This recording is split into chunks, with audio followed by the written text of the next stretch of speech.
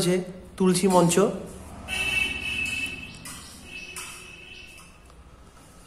আর মন্দিরের এই সাইডে দেখো গরুর পাখি রয়েছে,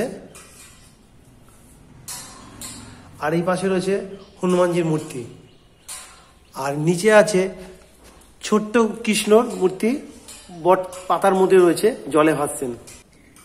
এখানে রয়েছে নিতাই গৌরের মূর্তি, আর সাইডের নিচে রয়েছে রাধা গোবিন্দের মূর্তি।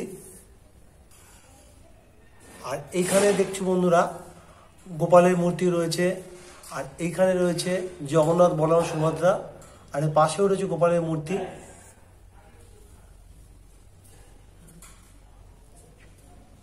এই পাশে রয়েছে রাধা গোবিন্দের মূর্তি, আর রয়েছে নারায়ণের শিলা মূর্তি। জঙ্গলের মধ্যে ছিল। আচ্ছা।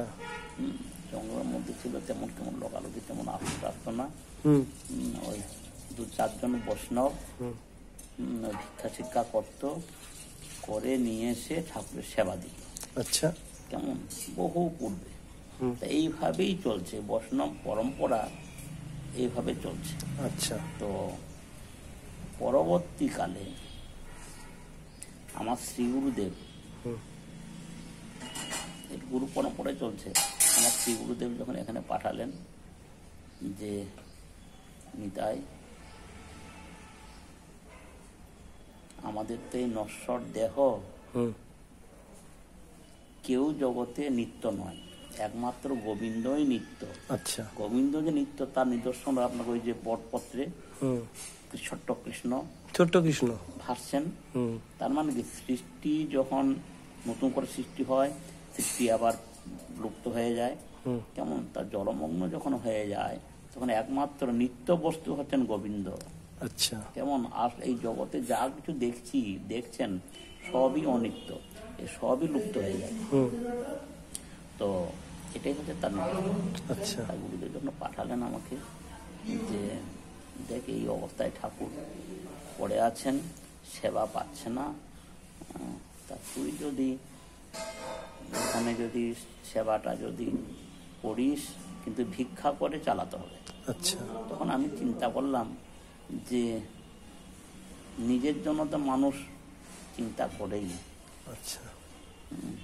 তা যার জন্য ঠাকুর এই পথে নিয়ে এসেছেন, আচ্ছা, তার সেবাকে রক্ষা করার জন্য, তার সেবা যদি রক্ষা হয়, এর থেকে আর বড় জিনিস নেই। আচ্ছা। তারপরে আবার গুরুদেবের আদেশ। আচ্ছা। তখন আমি মেনে নিলাম, হ্যাঁ বাবা, আমি এই সেবা নিলাম। আচ্ছা। এখন মেন মন্দির বন্ধ হয়ে যাচ্ছে, কখন খোলা থাকে কখন বন্ধ থাকে তোমাদের আর কি সব আমি জানিয়ে দেবো। আমার পিছনে যে দরজা দেখছো, এটা হচ্ছে ঠাকুরের রসুই ঘর, ঢোকা যাবে না বন্ধুরা, কিন্তু আমি কাকার পারমিশন নিয়ে দূর থেকে ছবিটা তোমাদের দেখাচ্ছি। এখানে ঠাকুরের ভোগ রান্না হয়, কিন্তু দুঃখের বিষয় ঠাকুরের ভোগ কি কি রান্না হয় সেটা কোনো বন্ধুদের বলতে পারবো না।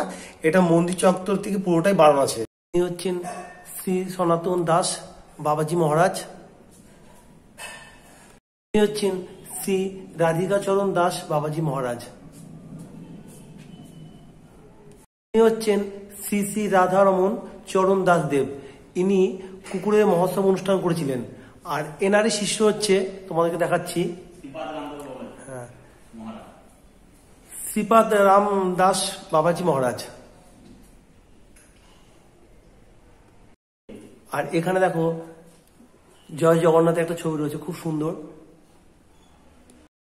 এইটা হচ্ছে শ্রী শ্রী রাধিকাচরণ দাস বাবাজির সমাধি। ইনি দিনে একবার 24 ঘন্টার মধ্যে আহার করতেন।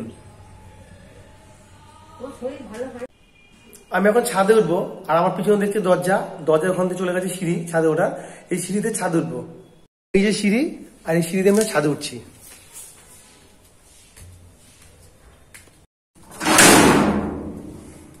আমি ছাদে উঠে গেলাম, আমি ছাদে উঠে পড়েছি, দেখতে পাচ্ছ। আর আমার পিছনে রয়েছে মন্দিরের চূড়াটা, দেখো চূড়াটা কত বড়।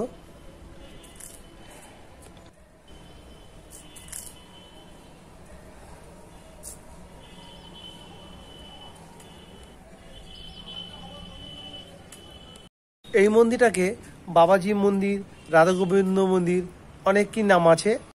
গরমকালে ভোর 4:30টার সময় এখানে মঙ্গল আরতি হয় এবং শীতকালে হয় ভোর 5টায়। আর 5টার সময় হয় মঙ্গল আরতি, তারপরে 7টা থেকে 9টা পর্যন্ত মন্দির বন্ধ থাকে। সেই সময় আবার বন্ধ থাকার পরে ঠাকুরের ভোগ দেওয়া হয়, ভোগের পরে আবার 9টার পর মন্দির খোলা হয়। 9টা থেকে 12টা পর্যন্ত মেন মন্দির খোলা থাকে, তারপরে 12টার সময় বন্ধ হয়ে যায়। বৈকালে 4:30 থেকে রাত্রি 9:30 পর্যন্ত। আর সন্ধ্যা আরতি হয় সন্ধ্যে 6:30টায়। এই মন্দিরে ভোগের ব্যবস্থা আছে। আর আমি যে নাম্বারটা দিয়ে দিয়েছি ভিডিওর মধ্যে, এই নাম্বারে তোমাদেরকে আগের দিন কন্ট্যাক্ট করতে হবে। আর ভোগের জন্য মূল্য পড়বে তোমাদের 200 টাকা। হাওড়া ও বর্ধমান থেকে তোমাদের যে কোনো লোকাল ট্রেন ধরে তোমাদের নামতে হবে চুঁচড়া স্টেশনে। চুঁচড়া স্টেশনে নেবে, তোমাদের টোটো করে বলবে তালডাঙ্গা মোড় গভর্নমেন্ট স্কুল, ওখানে যাবো।